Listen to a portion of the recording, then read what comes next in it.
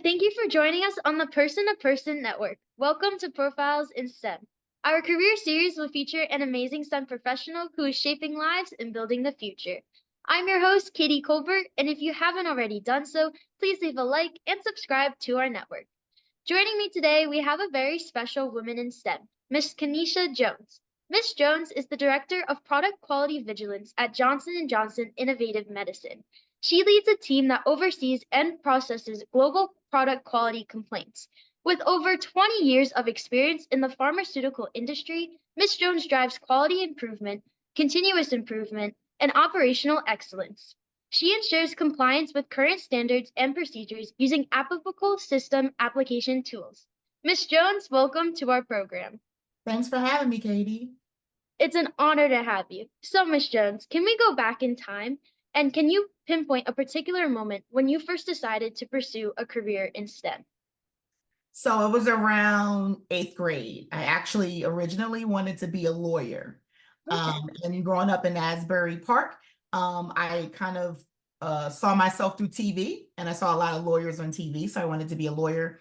And around that time, I spoke to my vice principal, who encouraged me to lean more into mathematics because he said I was strong in it.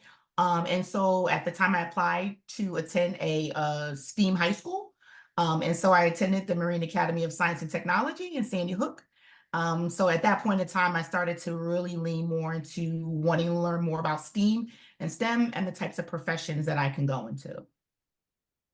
Thank you so much for sharing that with us. I think it's amazing that you had someone, your vice principal, I think you said, Yep. who was able to kind of push you along on the right path. And I'm so happy that you ended up where you are today. So you are currently the director of Product Quality Vigilance at Johnson & Johnson. So without getting too technical, can you describe and tell us more about your duties and role at Johnson & Johnson? Sure. So as a director of product quality vigilance, that's a fancy term for saying customer complaints. So it's my responsibility to oversee a global team that's responsible for ensuring that the products on the market that J&J make are safe and effective. So we receive thousands and thousands of cases each year related to the products that we manufacture, and it's our responsibility to investigate every single one. So my team will follow up with the customers on their concerns, do a full investigation, retrieve samples if needed, and do a investigation to see if the product is the reason or if there's other factors that could be causing the customers issues with our product. Great. Thank you so much for breaking that down super simply for our audience to really easily understand what your role is and how important it is.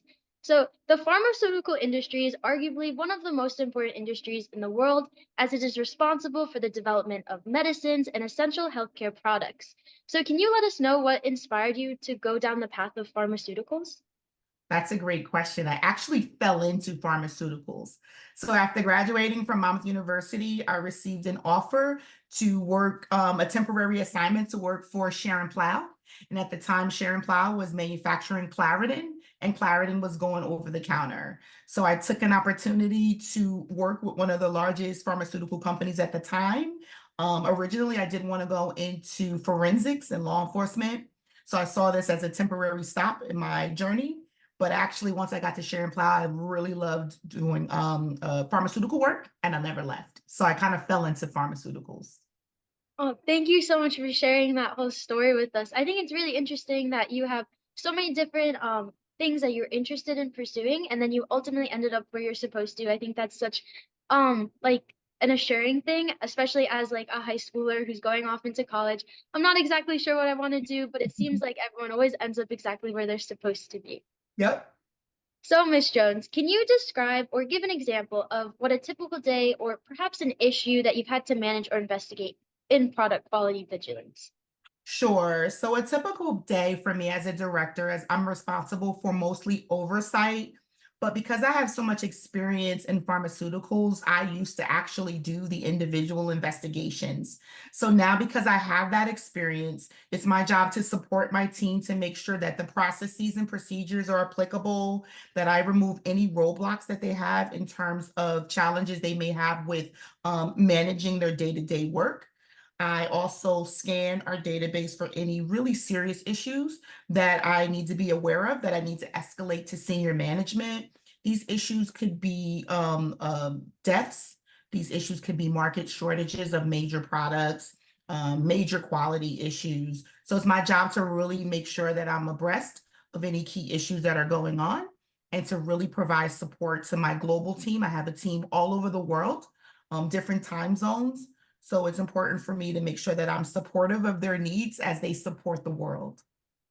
That is so cool. Thank you for sharing with us, especially like having to work with people from all over the world, all those different time zones. I bet that can be kind of exhausting a little bit, a lot to juggle all at once. And thank you so much for providing understanding into your particular role inside Johnson and Johnson. So, with what we just said, you couldn't do what you do without working with others. So, can you describe some of the other departments or stakeholders that you also work with at Johnson and Johnson?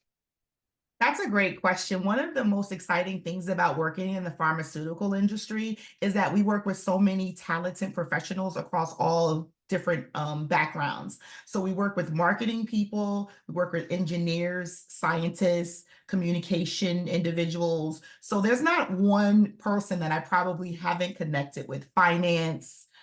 So the exciting thing about pharmaceuticals is that we touch so many different industries inside of our four walls.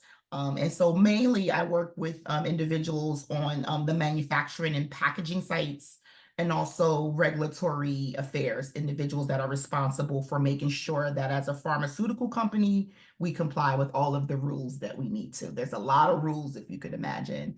The rule book is probably multiple rule books. So we have to make sure we follow all those rules, and so I work a lot with compliance and regulatory affairs as well. Wow, I never realized that pharmaceutical companies had so much interconnectedness and that there were so many different things that were going on. So thank you so much for sharing that insight with us. Sure. Um, Everything that you've described so far today is very, very interesting. So do you have any specific advice that you can share with our listeners who are interested in pursuing a career specifically in pharmaceuticals?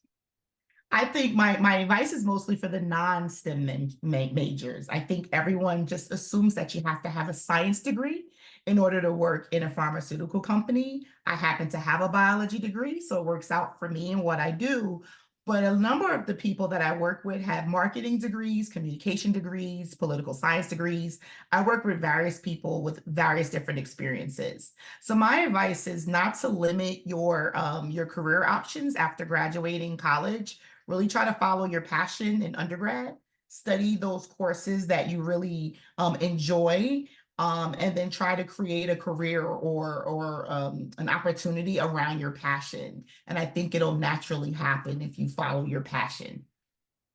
Thank you so much for that advice and insight. I think it's really great advice, and I hope our listeners were paying attention to that and take it to heart because I think, as again, someone who's going off into college, everyone's told, like, oh, you need to know exactly what you want to do, but it sounds like you can figure it out as you go, so you don't have to be too worried about that. No, you don't. So, Miss Jones, we've explored many, many areas today. Is there any final piece of advice you would like to share with our audience as they explore STEM and careers? So I want to encourage the audience to think about those non-conventional STEM careers. I know typically when you hear STEM, you hear engineers, you think of engineers, doctors, scientists, but there are so many different careers, biotechnology, pharmaceuticals, environmental science. There are so many different avenues that you can go into with a STEAM background or a STEM background that don't limit yourself to just maybe being a doctor. Doctors are great and pharmacists are great and scientists are great, but there are so many different things you can do with a STEM background. So many. The sky's the limit. So just kind of really do your research and try to get a mentor or someone that might have a job that you want. And they'll certainly guide your path as you go along. That is really great advice. And that's sort of kind of touching on the goal of this show to kind of give insight into all these different careers within STEM. It's not always just doctors and scientists. There's so many opportunities within STEM.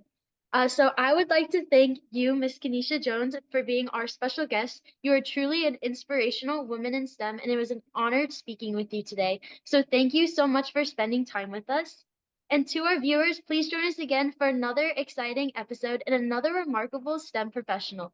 Don't forget to leave a like and subscribe to our network. You have been listening to Profiles in STEM. Thank you. Katie Culbert signing off.